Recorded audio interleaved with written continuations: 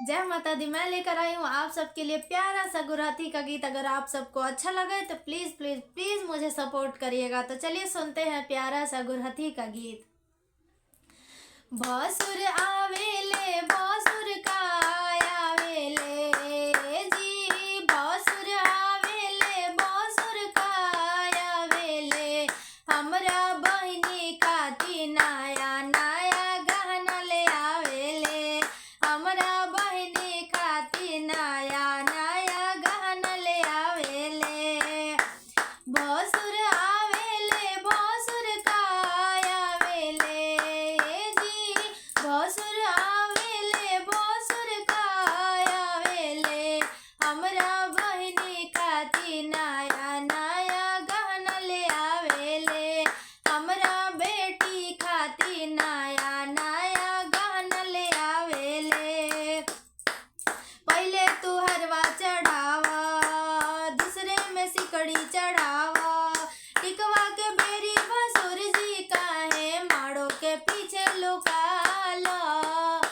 भसुर आवेले भसुर का आवेले जी, भसुर आवेले भसुर का आवेले, हमरा बहिनी खाती नया नया गहना ले आवेले, हमरा बहिनी खाती नया नया गहना ले आवेले।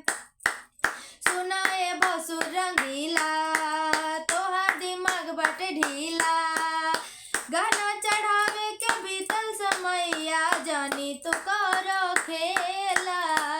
भसुर आवेले भसुर का आवेले जी, भसुर आवेले भसुर का आवेले, हमरा बहिनी खाती नया नया गहना ले आवेले, हमरा बहिनी खाती नया नया गहना ले आवेले। पहले तू कंगन चढ़ावा, दूसरे में झुमका चढ़ावा, नथिया चढ़ावे में भसुर जी काहे फुआ के पीछे लुकाला।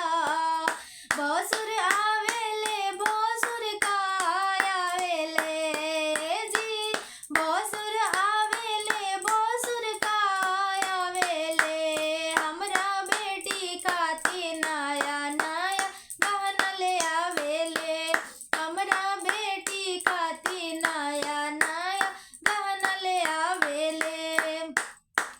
पहले तो साड़ी चढ़ावा, दूसरे में चुनरी चढ़ावा, हर गहना चढ़ावे में काहे भसुर जी अम्मा के पीछे लुकाला।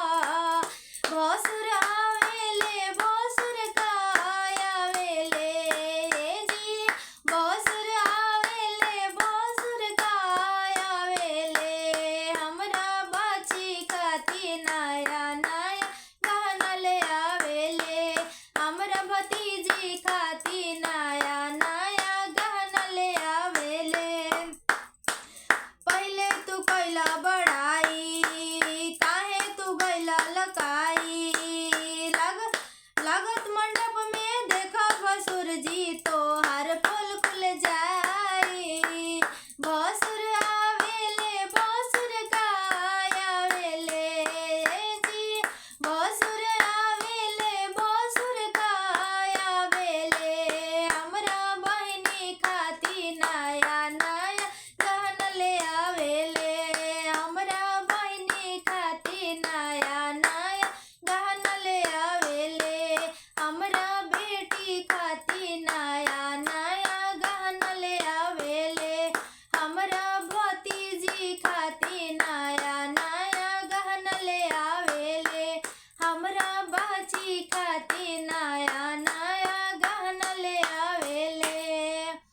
तो ये था प्यारा सा गुरहाथी का गीत। अगर आप सबको अच्छा लगा हो तो प्लीज प्लीज प्लीज मुझे सपोर्ट करिए। जय माता दी।